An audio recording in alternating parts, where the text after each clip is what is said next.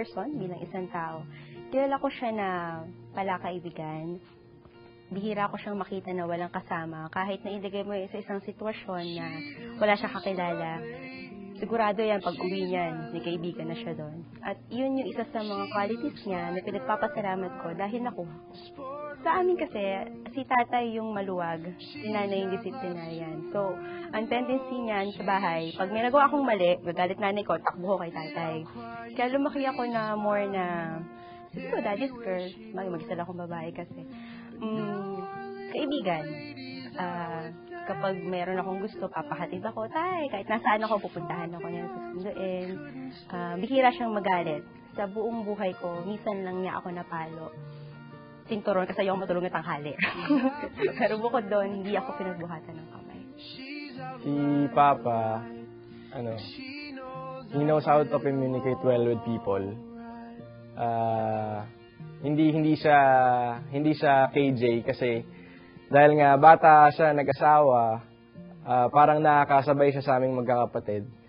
Minsan pa nga may time na may alam siyang kanta na bago na sa kanya ko pa nalaman. Matiisin si Papa dahil nandito kaming magkakapatid sa Pilipinas, tapos siya lang yung mag-isang nagtatrabaho dati sa US. Ayun, mabait siya. Sobrang cool siya na dad. Ayun yung masasabi ko sa kanya. Ang father ko ay, siya, akalain mo happy-go-lucky siya kasi parati siya masaya. And even kahit na may mga pinagdadaanan yung pamilya, madali kami makakope kasi because of the character siguro. Ang tatay ang tawag ko sa kanya, parang barkada. Kasi, siya, dahil nga sa parang, nakikiayon siya sa takbo ng panahon. Kaya, akala nung iba, happy-go-lucky lang. Pero hindi. Seryosong tao din. Disciplinarian, pero hindi kami napalo kahit minsan. Nung bata kami, meron anecdote na may kasalanan, actually hindi namin kasalanan ng kuya ko, yung sinundan ko. Pero ginawa niya, tinakot niya kami, tinadapa niya kami at papaluin ng martilyo. Pero iyak kami ng iyak, pero hindi din niya kami pinalo. So, hindi ko natandaan na napalo kami ng tatay ko. Pero, yung pagdidisiplina nandun, at ipapaunawa niya sa'yo na ito yung tama, ito yung mali. So, ikaw na tao, ikaw ang magdesisyon kung anong susunod mo sa buhay mo. Si Papa as a person, malawak yung pangunawa niya, tsaka malawak siya mag-isip. Hindi siya naging ganun kahigpit sa amin. Meron siya talagang personality na siya lang yung ganun na tatay. Talagang mababa ang loob niya. Para sa akin, hindi siya mayabang. Sa amin lang siya mayabang. Pero ang totoo talaga, napakababa ng loob niya.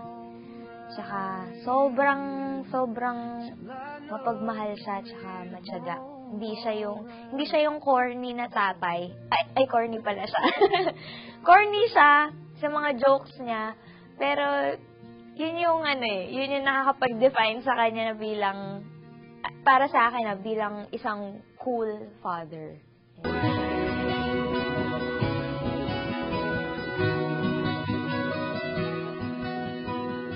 Sa bahay namin dati, nung hindi pa gawa, pinapatulog niya ako sa dibdib niya, tapos nasa duyan kami, tapos naghaham lang siya, tapos pinapatulog niya ako. Then, yung mga times na hinahatid sundo niya ako sa school, gamit yung tricycle ng lolo ko. Ayun siguro yung mga hindi ko makakalimutang moments with Papa. Madami. Pero siguro yung araw ng wedding ko. Kasi doon ko lang siya nakita na naiyak at na-expense. Hindi niya pinakita eh. Pansin mo, pag ito yung mga pictures ko, naka-shade siya all throughout the wedding. At tanong ko, bakit ka nakasalamin sa loob ka? Hindi maaraw, gagawin kasi. Kasi hindi kasi siya emotional masyado. Yun yung first and last time ito siya umiyak. Bata pa ako, nakita ako ng mga classmates ko nung high school. High school na ako pero kinakandong pa ako ng tatay ko. Ganun kami ka-close nun. And after the death of my mom, parang mas lalo kami naging close. Dahil sa napagsasabihan ko siya ng parang kaibigan lang. So, nasasaway ko siya kung ano yung sa tingin ko na hindi niya dapat na ginagawa, lalo na dun sa health niya. Hindi lang siya tatay na. Kaibigan ko na din siya ngayon. Actually, araw-araw, chine-cherish ko yung bawat moment na kasama ko siya kasi sobrang mapagmahal yung papa ko eh. Hindi ko ma-explain ng malawak yung kung gaano kasarap yung pakiramdam na may tatay ka na palagi nagpapaalala sa'yo. Yung meron kang tatay na alam niyang corny siya pero sinusubukan niya magpatawa. Yung tatay na kahit ano tinuturo niya sa'yo. Yun. Papa ko kasi kahit anong bagay mula sa paglilinis, sa pagluluto, sa paglilinis ng electric fan, ng pagbutingting ng kung ano-ano, tinuturo niya sa amin. Kaya yung mga ganun simpleng bagay, gawaing bahay talaga, alam rin namin.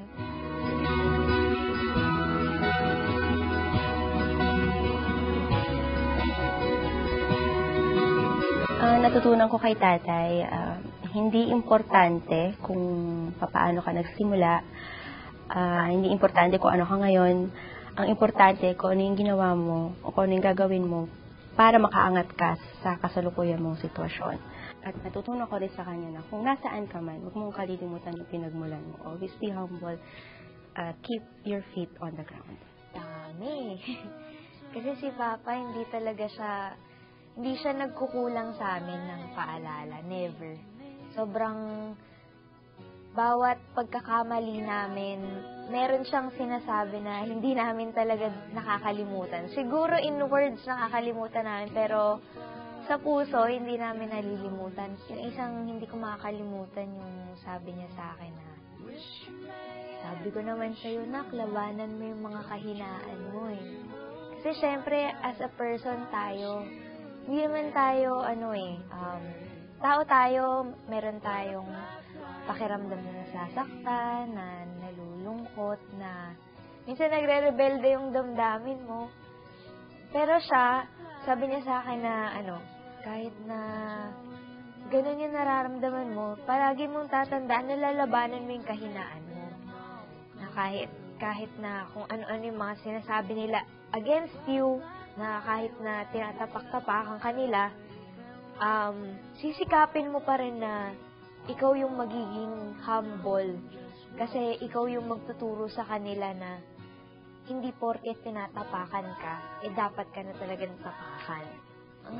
Ang sarap makinig sa kanya kahit may mga pagkakataon talaga na nakakaasar na kasi paulit-ulit. Pero doon mo talaga malalaman na kaya yun paulit-ulit kasi kailangan mo yun.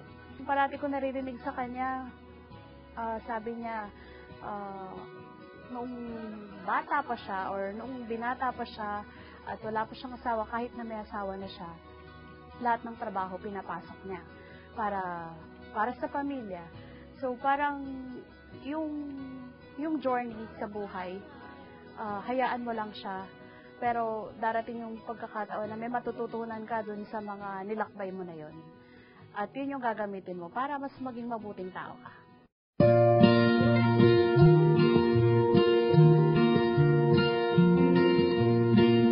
Hi! Alam ko naman ikaw ang biggest fan ko. Kahit wala nanonood sa akin, ikaw nanonood ka pa. Salamat po. Hindi ko man madalas na masabi sa inyo kasi hindi naman talaga tayo expressive sa isa't isa. Just always know na na-appreciate ko lahat ng ginagawa mo para sa akin. Yung pagnunundo mo sa akin kahit alangan ng oras. Kinukuha mo yung kotse ko pag nasira, kahit iwanan ko lang kung saan. Maliligit na bagay po, hindi man ako nakakapag-thank you sa inyo ng harapan. Lagi po kayo naman ang isip ko at lahat ng ginagawa ko para po sa inyo. Ngayong Father's Day, sana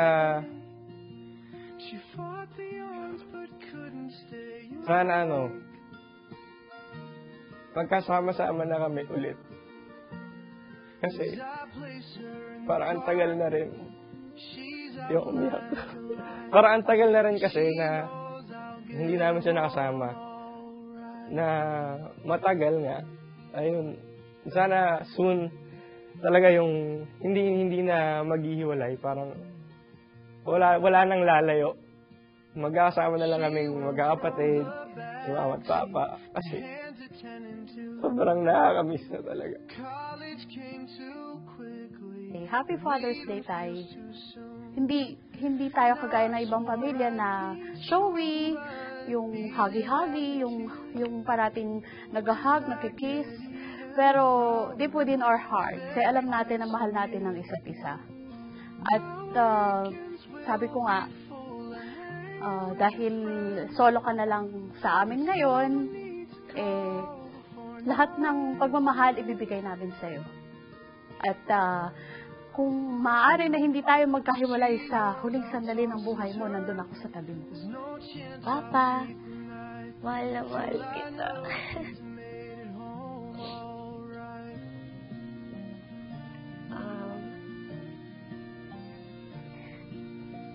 Salamat po sa pagtitiyaga mo sa amin.